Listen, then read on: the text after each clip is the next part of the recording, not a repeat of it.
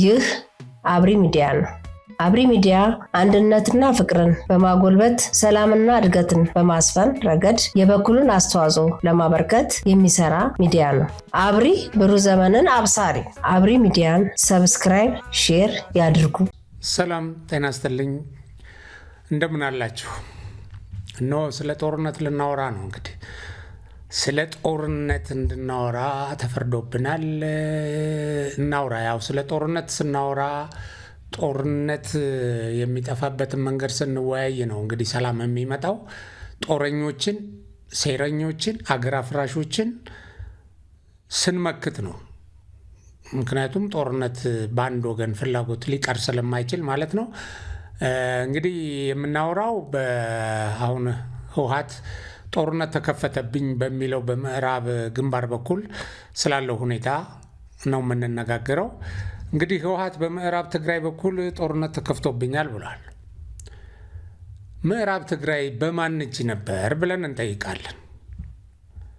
ምዕራብ ትግራይ ተወስዶብኛል፣ ምዕራብ ትግራይን ለማስመለስ እዋጋለሁ፣ ክረምት ከመግባቱ በፊት ማንኛውንም መስዋዕትነት ከፍዬ የተወሰደብኝን መሬት ምዕራብ ትግራይ ላይ ያለውን አስመልሳለሁ ሲል የነበረው ህወሓት ነው።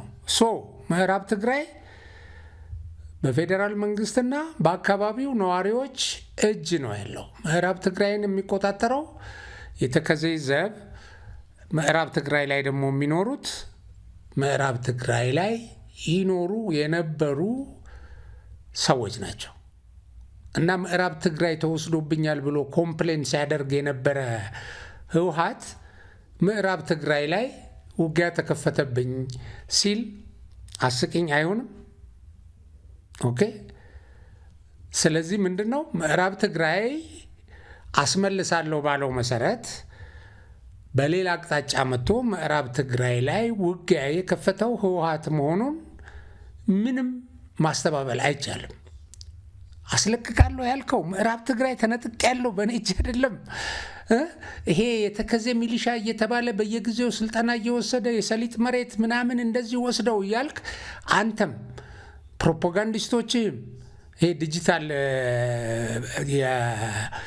ወያኔ ዲጂታል ጸረ ኢትዮጵያ በሙሉ ፋኖ ወላ ይሄ ሻዕቢያዎች ሲያወሩ የነበሩት ጉዳይ ምዕራብ ትግራይ በግድ ተወስዶብኝ ወደ ምዕራብ ትግራይ የተፈናቀሉ ሰዎችን ማስገባት አልቻልኩም ብለናል እኮ አይደለም? ኦኬ። የመጀመሪያው ነገር ምዕራብ ትግራይ ላይ ምዕራብ ትግራይን ለማስመለስ እንደፎከረው እንደዛተው ማጥቃት የከፈተው ህወሓት ነው። ምንም ይሄንን ማስተባበል፣ መቀነስ፣ መጨመር አያስፈልግም። ፕሮፓጋንዳ አይደለም ይሄ። አንድ ሌላ ጥያቄ ደግሞ በሸረሪና ላይ ውጊያ ተከፈተ በሸረሪና በኩል እየተባለ ነው ሲጻፍ የነበረው። ሸረሪና የማን ነች? በመጀመሪያ የህወሓትን ቅጥፈት ግልጽ ለማድረግ ሸረሪና የት ነው ያለው ወይም አቀማመጡ እንዴት ነው የሚለውን መጠየቅና መመለስ ያስፈልጋል። ሸረሪና ያለው ከሱዳን አቅጣጫ በኩል ነው እንጂ ከትግራይ አቅጣጫ አይደለም። ከሱዳን በሚዋሰነው መንገድ አቅጣጫ ያለ ስፍራ ነው እና ጦርነቱን ማን ጀመረው የሚለው ሊያወዛግብ ይችል የነበረው ወደ ትግራይ አቅጣጫ ቢሆን ኖሮ ነው።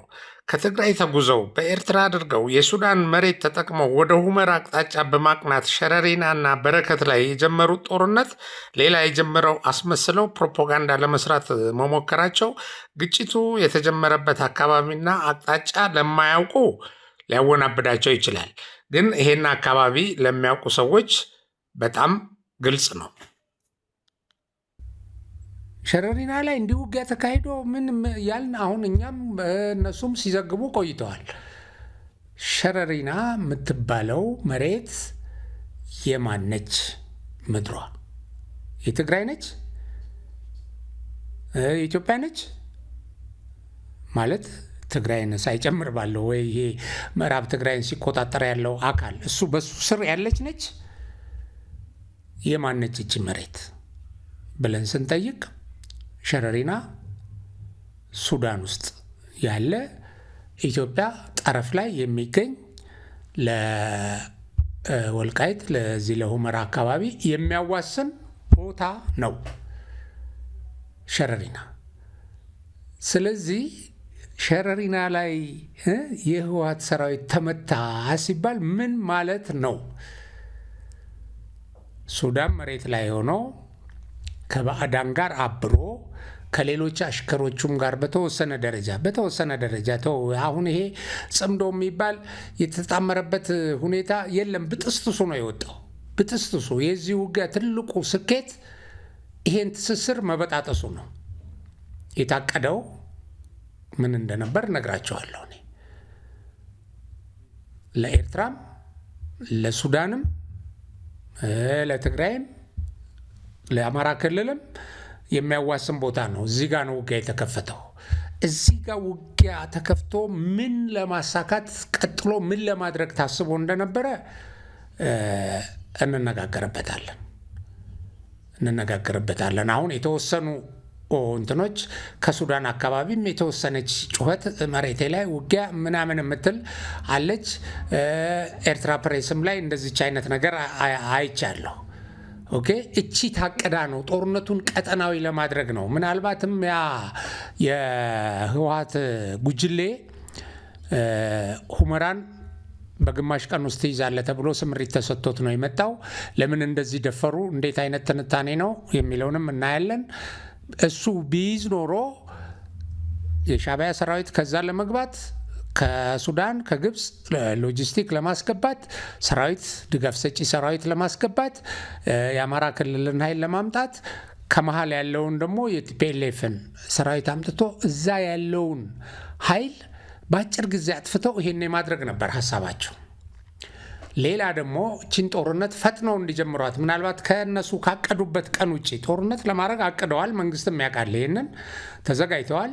ከዚህ በፊትም በድሮን ሲመታ የነበረው ወደ ሱዳን ሄደው አልቡርሃን አግዞ ከፈጥኖ ደራሹ ጋር ለሚያደርገው ውጊያ ብቻ አይደለም፣ ምን እንደሆነ እቅዳቸው ስለሚታወቅ ነው። ኢትዮጵያን ከውጪ ወደ ውስጥ ለመውጋት የተደረገ ሴራ ነው። ከያቅጣጫው ጽምዶ እዛ ጋር ግንባር ፈጥሮ ከባድ ውጊያ የሚያደርግበት ነው እና እስከ አዲሱ ዓመት መጀመሪያ ድረስ የኢትዮጵያ መንግስት አይደረግም ምናምን ምን የተደረገው እዛ ጋር በጽምዶ ጥምረት ስለሚከፈተው ውጊያ ላይ ተስፋ የተደረገበት ነው። አሁን ለምሳሌ ይሄ ትንግርቱ የሚባል ሰው እዚህ ቪዲዮ ላይ ያሳያቸዋለሁ። ልክ እንትኗ ተኩሷ እንደተጀመረች በተለያየ ቋንቋ ተጀሚሩ ጀልቀበሜ በኦሮምኛ በሶማሊኛም ደግሞ በሆነ ቃል አድርጎ ልክ እንደ ሴኮ ቱሬ ባይዘወይ ጦርነቱን ጀመሩት ነው ይሄ አሁን እንጂ መንግስት ጦርነት ጀመረ ምናምን አይደለም። በድል አድራጊነት ስሜት በሆነ እንትን ያው ፖስቷን እዛ ላይ እዩዋት እንደዚህ ብሎ ነግሮናል። በጣም ተስፋ የተደረገበት ቦታ ነበር ይሄ ውጊያ።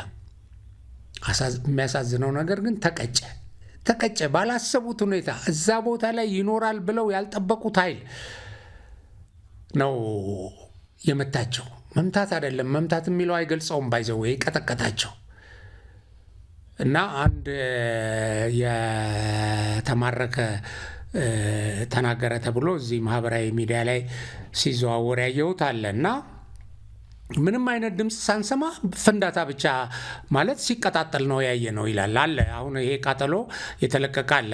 አንዷ የድሮን እንትን እሱ ብዙ ነው የደረሰው ጉዳት። ብዙ መኪናዎች፣ ብዙ ተሽከርካሪ ነው የተቃጠለው በከባድ መሳሪያም ባየርም እና እዛ ላይ አሁን ቁስለኛ እናንሳ ምናምን እያለ አንዱ ይጮሃል። ያው በድምፅ ሰሙት ይጮሃል። ግን ያንን ለመተባበር ፈቃደኛ የሆነ ወይም ያንን ያገለለለት ሰው የለም።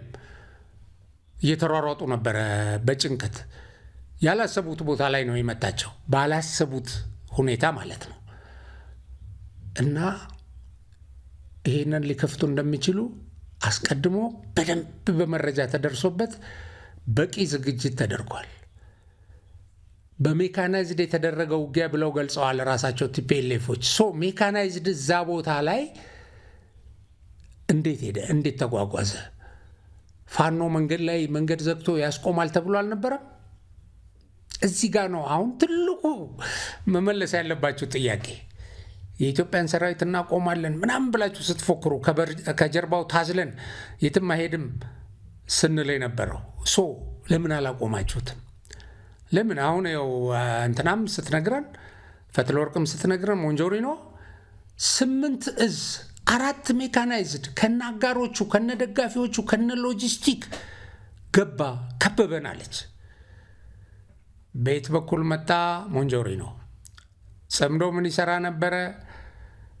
እነተፈራ ማሞ ከጀርባው እንታዘልበታለን በዚህ አልፎ ህወሓትን አይወጋም ስትሉ ነበር። ይኸውላችሁ የዚህ ውጊያ ትርጉሙ ይሄ ነው። ሞንጆሪኖ የሰጠችው መግለጫ ይሄ 8 እዝ 4 ሜካናይዝድ እና ሌሎቹም ያለችው ይሄ ነው።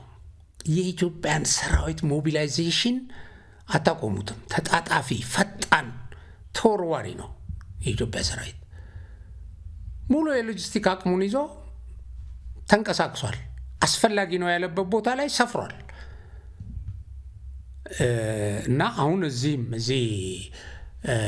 ሁመራ አካባቢም በዚህ ደረጃ ጠንካራ የመከላከል ቁመና ይዞ ስትመጡ ተቀበላችሁ። አዎ ሸረሪና ላይ ነው ያው ተገልጿል። ከዚህ በፊት እቺን ነገር ከሞከሯት የትም ቦታ እንመታቸዋለን ተብሏል። እቺ ጽምዶ የምትባለው ሞክራለሁ ካለች ከውጭም ከሀገር ውስጥም ተሳስረው እንዲህ ሊያደርጉ እያሉ ሲፎክሩም ነበር።